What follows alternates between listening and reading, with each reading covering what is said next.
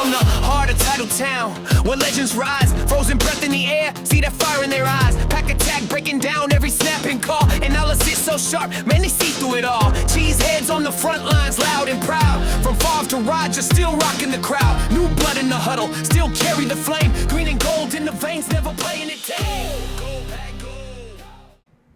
Hello, Packers fans, wherever you are. It's time for another edition of the Pack Attack Cast, brought to you from fans for fans. We're very excited to get down to the dog days of summer here. We only have 13 days till training camp. Can you believe it? 13 days. Actually, 14 days. Sorry, I'll be traveling there in 13 days. But in 14 days, training camp will open. And we will be there for you. We're going to be there for first practice, second practice, third practice, and for the owners' meeting. I will be reporting live from Green Bay. Well, not live from the practices, but I will be streaming from Green Bay. Very excited about that. It's been about a decade since I've been in Lambeau for training camp, so I'm very excited about that. And if you're excited about that, you want to give us a like and subscribe so you'll see our content as soon as it gets streamed. We are currently at $28.90 for subs, which is only 110 away from our training camp target. So if we can get just a couple additional subs per day between now and training camp, we can reach our goal of 3,000 subs before the start of training camp. That's great growth considering we only started this stream a couple months ago. Very excited about the growth and very excited about being here for you. Speaking about being here for you, we do have some training camp questions and answers. It is the dog days of summer. We don't have a lot of Packers news right now. But I did get a lot of questions in that I would like to answer today. We've received questions from subscriber via email that we will answer today. If you have any questions you would like to ask me that may or may not be used on the stream, but we will answer them all, you can send them to packattackcast@gmail.com. Once again, that's packattackcast@gmail.com. Send us your questions, and you might just end up having your question answered on stream. I'm going to try to add some of these on probably for each of our streams, certainly up to training camp. And it might be a regular feature for our daily streams once we get in season.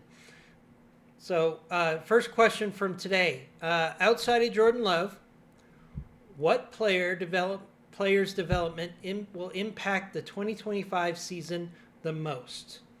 That's from Pack for Life. Thanks for the question, Pack for Life. Great question. If I had to pick one player that could make or break the season for the Packers, it would be Lucas Vaness. If you've seen my defensive line video, which I encourage you guys to check out, I think Lucas Vaness is the X factor for this defense. He is the one player that if he steps up and significantly improves his game, can be a game changer. And if he falls short, it's going to be a weakness for this game for this team throughout the whole season. The Packers had the offseason to address the defensive end position and have said repeatedly that the pieces to improve the pass rush are already on the team. And we've seen LVN playing with the ones in OTA and minicamp. This means the plans for the Packers is for the LVN to be a big part of the answer to the pass rush issues. If he fails to make an impact, the Packers have little in the way of a plan B. This could leave the Packers in the same spot as 2024. So I think it's very important to watch Lucas Vaness in training camp. That's going to be a big part of my coverage when I'm there for you live in just 2 weeks. I'm very excited about that. We're going to see if LVN can take it to the next level. Now, in the limited tape I've seen from OTAs and minicamp, it does look like he's back to where he was before he injured his hand last year. He looks explosive. He looks like he's full of energy. He looks like he's trying to find ways to make plays against a really good offensive line that Green Bay has. So iron strengthens iron. So I really expect LVN to make a big jump right now. Speaking of which, you can get some LVN gear on eBay for extremely cheap right now. I think I got a signed LVN jersey for like $53. $53, folks. That's less than the price of a new jersey. You can get a signed Lucas Vaness jersey. So if you're like me and you're a Lucas Vaness truther, now is the time to go on eBay or wherever you buy your merch and get some merch while it's on the cheap. Because LVN, if he improves his game in a big way, which I hope he will this year, those eBay purchases are going to be a great value for you. Next question from Thomas Adler. Why are you a Green Bay Packers fan? So there's a story behind this. The first game I went to as a kid was in 1983. I went to a Lambeau game, Packers versus Vikings. My family is actually from Minnesota. I know. Don't hold it against me. But they're actually from Minnesota. And it was easier in 1983 to get tickets for a Packers game in Lambeau than to get a Vikings game ticket. So my family trucked up to Lambeau Field in 1983 and we watched a Vikings versus Packers game. Everybody in my family was rooting for the Vikings. So of course, to be contrarian as a kid, I said, why not root for the Packers? And that's really how I actually started rooting for the Packers. But when I was in college in 1994, I know some of you are going to say, man, this guy's old as dirt. But in 1994, in January, I saw this upstart Packers team playing against America's team, which is the Dallas Cowboys, and they almost beat them. It was Packers 17, Cowboys 27, and this was at the prime of the Cowboys' power. And that game was actually pretty close early on. And that got me back to rooting for the Green Bay Packers more actively again. But also the big part of why I love the Green Bay Packers is the Green Bay Packers are owned by the town of Green Bay. Tangentially, obviously they're not owned by the town, but basically the fans own the Green Bay Packers. And I really love the fact that the Green Bay Packers are a big part of being Lambeau and in Green Bay. And I'm really excited about going there in just 2 weeks because I really love the town of Green Bay. It's a small town with a huge stadium, right? It's not what you would typically see. It's like small town America with a football team. It's just a crazy experience. If you've never been to Green Bay, I would encourage everyone to take the trip, especially if you're a Green Bay Packers fan. But I love the fact that the Packers are committed to supporting the community. The community supports the Packers.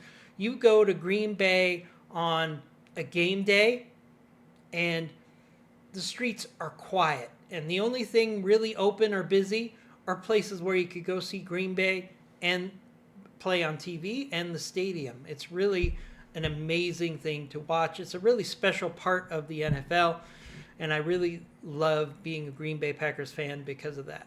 So great question, Thomas. Let's go to our next question. This is from Oedipus. Interesting name, Oedipus. There's a lot of things that I could think of there with your name. I'm not going to go there, but Oedipus wants to know, he says, you seem to have a lot of confidence in the Packers secondary going into camp. Do you really think they can hold up without Jair? Okay, so this is the myth I've heard continuously. Packers are going to be bad. They don't have Jair anymore. The secondary is going to be shredded. Jair was not a part of our playoff team in 2024. Let's just accept that. He played in parts of 7 games last year. He had a couple big plays. I'm not going to take that away from Jair, but once the team was fully gelled and in the playoffs, Jair was on basically the injured reserve list. He was not a factor. Even though he was teased for weeks as being almost ready to come back, almost ready to come back. By the time the playoffs came around, Jair was nowhere to be seen. And the secondary was solid in the playoff game against the Eagles. Go back and watch the tape. It was not the secondary that cost us the game against the Eagles. It was the offense, the pass rush, and injuries that sunk the Packers against the Eagles. The secondary played fairly solid throughout the course of the game. You know, a lot of people like to point to the fact that the Packers had, or the Eagles had that one touchdown in the first half against the Packers, where the play lasted forever, and eventually their 5th receiver got open in the end zone. Well, you know what? That's not the secondary's fault. That is the fault of the pass rush that let the Eagles have that much time to throw the ball. Any secondary, if you give the quarterback enough time, someone is going to get open. It's about, for the secondary, it's not about being impenetrable, unstoppable. The quarterback can't find an opening. The secondary's job is to buy time for the pass rush to get to the quarterback. End of story. So the secondary has only improved since the playoff loss, including Nate Hobbs, draft picks, and the development of players that are currently on the roster. So this secondary is better than the secondary we had in the playoff game against the Eagles. No question about it. So I'm very excited to see what Jeff Hafley can do with a full offseason, knowing what players are going to play what position. So one of the other things that Jeff Hafley had to deal with in 2024 was he never knew until the very end of the season that Jair wasn't going to be a factor. So they always had to keep basically Jair's spot open in practice and training camp. It was always, well, Jair will get into that spot eventually. And that took reps and playing time away from replacement players. But going into the season, knowing there's no Jair, only helps the team, the players that are going to be on the field, get the reps and practice and experience that they need to be great. But the secondary is a weak link system. We've talked about it many times. And if the secondary can buy enough time for the pass rush to get there, they're going to be just fine in 2025. Next question we have from Paul Anders. What do you expect to be the impact of Marshon Lloyd in 2025? I personally think Lloyd is going to be a rude awakening for the NFC North and will become an impact player and the number 2 running back for the Packers in 2025. I think he will be an explosive complement to Josh Jacobs and give the Packers a weapon that allows them to spell Jacobs and still be aggressive on offense. In particular, I think Marshon Lloyd is going to be very good as a receiver out of the backfield and in screens, which really plays to the strengths of Marshon Lloyd as a guy who can move fast, catch the ball, and make a big play. So I'm very excited to see what Marshon Lloyd can do in both the running game and the passing game for the Packers as their number 2 running back. Even more importantly for me, in the event that Josh Jacobs went down, I still think Marshon Lloyd could be a viable every down running back. So we have better depth in addition to having an impact number 2 running back.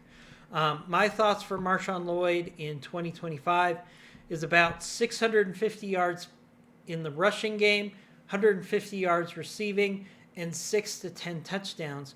And 5 to 6 touchdowns, not 6 to 10. Let's reel that back in. 5 to 6 touchdowns for Marshon Lloyd. But more importantly, it's going to give the Packers the ability to rest Josh Jacobs from time to time during the game and allow him to be more impactful at the end of games, which is very good because then they can use Josh Jacobs to close games out. So I'm very excited to see what the combination of Josh Jacobs and Marshon Lloyd looks like on the field in the regular season. Next up, from John Grimes, we have a question here, very pointed question. You recently said that Matt LaFleur was a top 10 coach in the NFL. What are your top 10 coaches for 2025? So this is in reference to some discussions I had about the fact that PFF did not rank Matt LaFleur as a top 10 coach, which I think is absurd. He is no question a top 10 coach.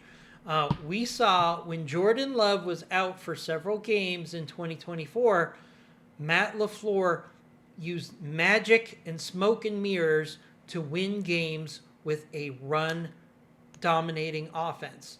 And that alone tells me that Matt LaFleur is a top 10 coach because he can adjust to players not being available on the fly and come up with great game plans. And he's a really big part of why the Packers offense was fourth in DVOA last year, and it can only be better next year. So if you take the blinders off, and I'm looking at you, PFF, if you take the blinders off and stop looking at the past and look at the future, which I always look at for my rankings, I like to look at projections, not just what we've seen before, your top 10 coaches would be very different than what PFF put out there. Now, PFF is a stat-driven website. I go to it all the time.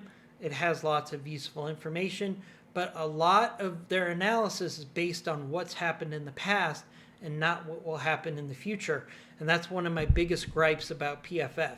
So, all that being said, let's talk about my top 10 coaches for 2025. Number 1, Andy Reid. You have to give Andy Reid credit for all that he's done in the NFL. John Harbaugh of the Ravens is my number 2. Again, long track record with one team, and they're in the playoffs and they're in the mix to make it to the Super Bowl every year. John Harbaugh does not get enough credit for that. So definitely John Harbaugh is an elite coach in the NFL. Next up is Sean McVay of the Rams, and that's really not just because of his innovative offenses, but he has a growing coaching tree, which is very important in the NFL. So Sean McVay is number 3 in 2025. Next up, I have Sean Payton of the Broncos. Sean Payton did a great job with the Broncos last year, and I think the Broncos are in a position to be a force to be reckoned with in the AFC this year. In fact, I would not be surprised if the Broncos made a serious run at winning their division over the Chiefs this year because they have so much talent on the field. Next up at number 5, I have Jim Harbaugh of the Chargers. So we've got a brothers group within the top 5, which is pretty impressive for one family to have two coaches in the top 5. But I think Jim Harbaugh has shown both in college and the NFL that he can be a really great coach. So that's why he's in my top 5. Number 6, Matt LaFleur, Green Bay Packers. I will say it all day long. I think Matt LaFleur is a top 6 coach, and he has the potential to get into the top 5 with a great 2025. Number 7, I have Kyle Shanahan of the 49ers. I still haven't seen Kyle Shanahan put it all together, and he's really benefited from having a great roster in the past. So Kyle Shanahan, if he takes that roster, which is not nearly as good this year as it was in the past, and makes them a playoff team, then I'll be a believer in Kyle Shanahan. But I just haven't seen him put it all together. Number 8, Kevin O'Connell of the Minnesota Vikings. Number 9, Nick Sirianni of the Eagles. And number 10, Kevin Stefanski of the Browns. If you look at the Browns roster, you have to give Kevin Stefanski credit for being competitive week in and week out with the roster that he has. One big omission there, and it's not an omission, is Dan Campbell of the Detroit Lions. I think Dan Campbell did a great job of hiring the offensive coordinator and defensive coordinator that the Lions have had in the past, but Dan Campbell is not an X's and O's coach. He's a CEO coach. He's a rah-rah coach, and that's important too. But if you put Dan Campbell in a game where he has to actually coach one-on-one against everybody on this list, he would lose every time. He is not a X's and O's coach. So for that reason, Dan Campbell is not on my list. A lot of people put him in the top 10 just because of what they've done in the past, but I think that's really the result of the offensive and defensive coordinators. And we'll see how good Dan Campbell really is this year, and we're going to talk about that a little later in our questions. Number 6 on our questions from John Robinson is, why don't the Packers go all in on a trade for Hendrickson or Watt? Would this not make the team better? John, there's no question that adding John Hendrickson or adding Hendrickson or Watt to this team would not make the team better. But at what cost? The Packers would have to give up multiple draft picks and a lot of money for a new contract if they took on Hendrickson or Watt.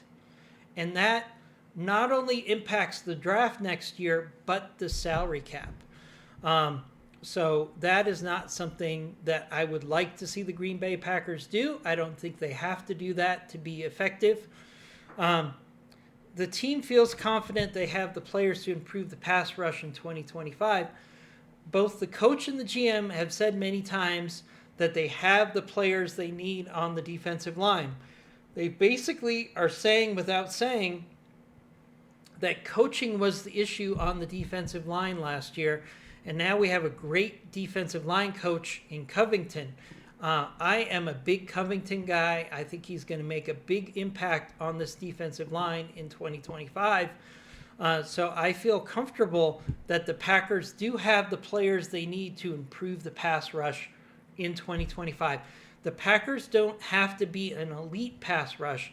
They have to be somewhere between top 5 and top 10 to be in the Super Bowl next year. And I think they have the players for that. But more importantly, let's dive deeper into this question, because it really has to do with 2026 and 2027. Because if you added one of those players, you would be really impacting your salary cap for 2026 and 2027. So right now, with the removal of Jair Alexander, we currently have $17 million in salary cap for the Packers in 2026, which is about the NFL average right now for 2026. But let's take a look at 2026 for the rest of the NFC North, okay? We've got the Bears that are projected to be about $5 million over the salary cap in 2026. We have the Lions, who are going to be $54 million over the salary cap in 2026.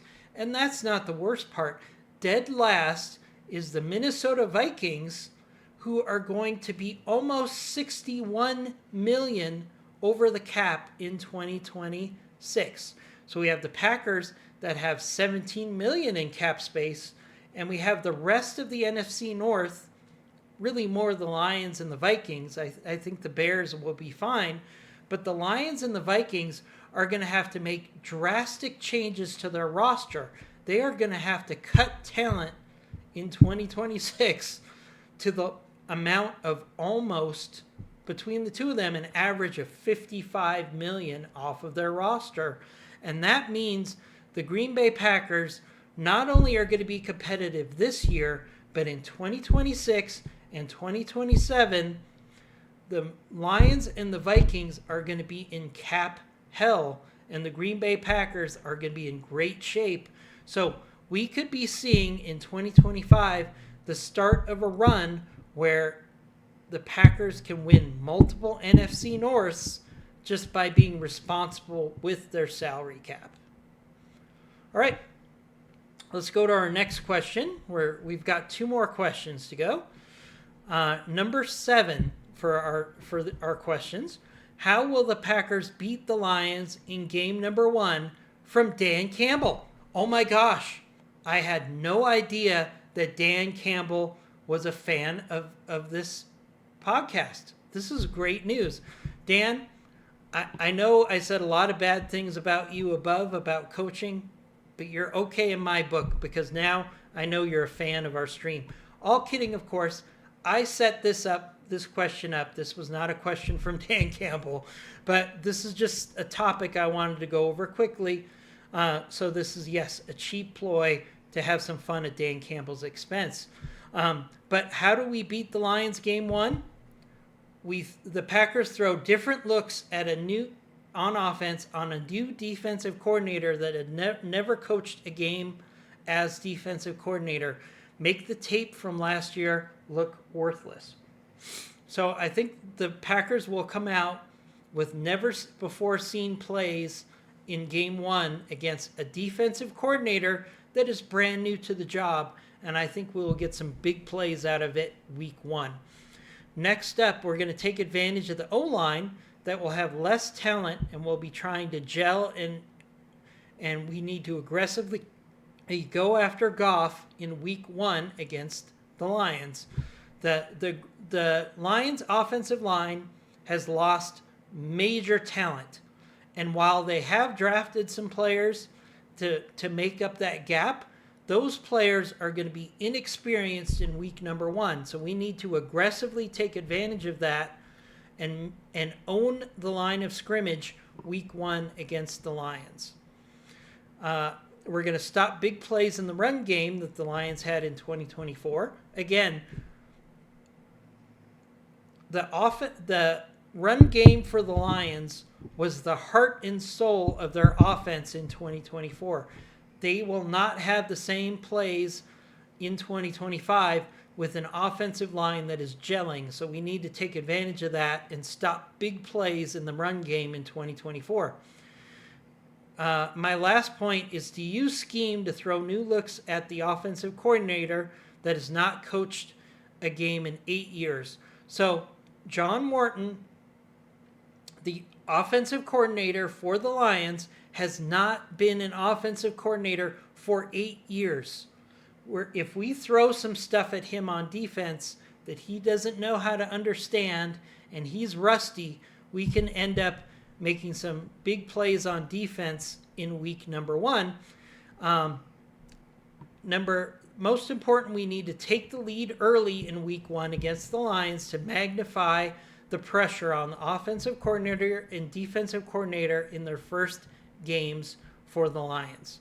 So there is a game plan to where not only will the Packers win week 1, but don't be surprised if the Packers win week 1 by a touchdown or 10 points or more, because the Lions are going to have a lot of moving parts. They're going to be very rusty. They're going to have new offensive and defensive coordinators in the game. There are a lot of ways that the Green Bay Packers can take a commanding lead in week 1 of the NFC North by stomping the Lions. And I expect that to happen. I will be there for week 1, just like I'll be there for training camp. So once again, give us a like and subscribe. And I will be reporting from the week 1 game against the Lions from Lambeau Field. Next up, our next question, and our last question is, from Andy Garda. You have said the Packers are too low on most power rankings. What are your rankings? Well, that's a great question, Andy, and we're going to cover that on our next podcast, which you'll have in 2 days. So give us a like and subscribe. Yes, that was a tease for the next stream. We will have our power rankings for 2025 before the start of training camp. So hope you enjoyed the stream. Give us a like and subscribe. We only need 110 subs to get to our training camp goal of 3,000. And as always, go Pack Go.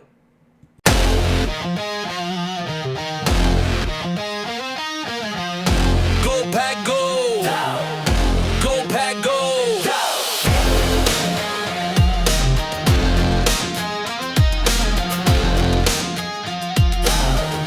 Go Pack Go!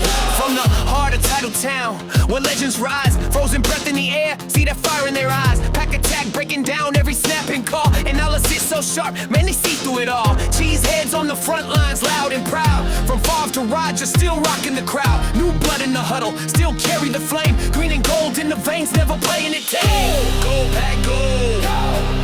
Go Pack Go! Go Pack Go! Go Pack Go! Go Pack Go! Go Pack Go! Go Pack Go! Go Pack Go! Go Pack Go! Break it down with the Pack Attack Show. Deep dives, real talk, no cap, just facts. Green Bay pride, got your mind on max. Lambeau lights, like stars on ice. And every Sunday hit feels like rolling dice. Tactics dissected, plays detected. Every episode's fire perfectly directed. This ain't just a team, it's a dynasty dream. With Pack and Cats backing up the football scene. Breaking the news, cutting through the noise. For every loyal fan, grown folks and little boys. Go Pack Go! Go Pack Go! Go Pack Go! Go Pack Go! Go Pack Go! Go Pack Go! Go Pack Go! Go Pack Go! Go Pack Go! Break it down with the Pack Attack Show. Deep dives, real talk, no cap, just facts. Green Bay pride, got your mind on max.